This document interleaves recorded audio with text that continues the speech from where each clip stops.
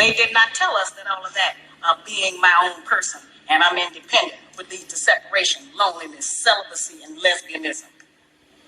They didn't tell us that if you give up the man, you're going to take one of these things and it's worse and it will destroy your nation.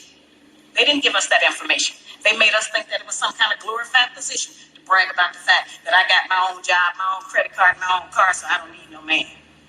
I don't even know how we got that mixed up. Ain't none of that got nothing to do with having being with no man.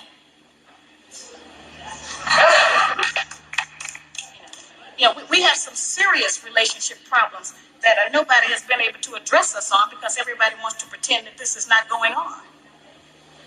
Over 60% of our women are single, widowed, separated, or divorced. They don't have a man. I just came out of Florida and they got a housing complex that the Urban League built, which is a black organization that is for women and children only. They say they don't allow any men in there.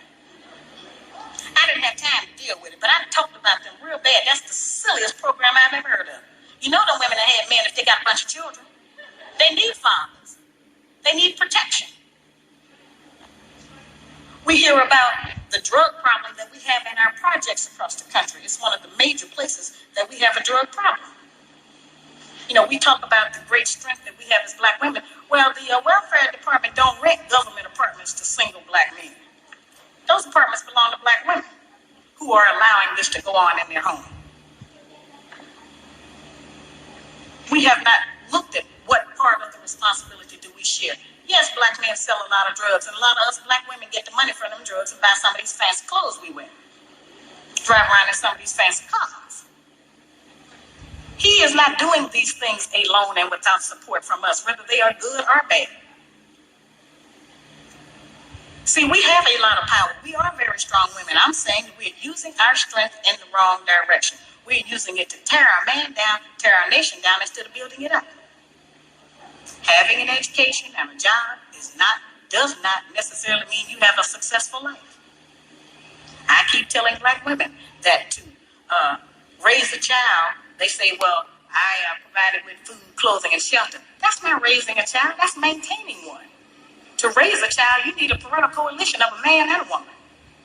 We have sons who are, by not having a father in the home, they don't know how to respect women. They take on black female emotionism. They're doubtful. They're indecisive. They can't make a decision. They don't know what to do about being a man, but we can't teach them that. We don't have that knowledge. We have daughters who grow up in a home where they don't see any affection, where there's no man there. They go out into the world and try to mate. They don't have no idea how to be no woman to no man, how to function in a house with a man, because they haven't seen it. Most of our children, just like us, get all the information we have about how you be with a mate off television. It's the only medium that shows us anybody being together. Those rules have not worked for us. The white woman's liberation movement, we don't have anything to do with that. We have not been under the control of the black man for over 500 years, so what do we have to get liberated from them from? They haven't been our boss. That's the white woman and her man. They're going through that, and that's their business. We don't have any business being in that. They only introduced it to break down the civil rights movement. Civil rights movement started with the black man, the black woman, and the black child standing together, trying to plead for freedom, justice, and equality, and more benefits in the country that they had built. They threw the white woman in there with the women's liberation movement and made it a woman against man thing. That created a big separation between black men and black women, because then everybody started going for self.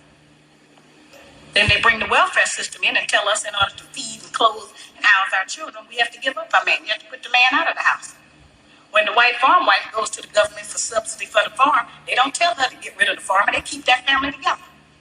But in the black community, they make it a requirement, because they want to keep endorsing into the black community that the black man is no good, and that he is not deserving of respect. He is not deserving of us letting him give us any protection or instruction, and that we are better than them.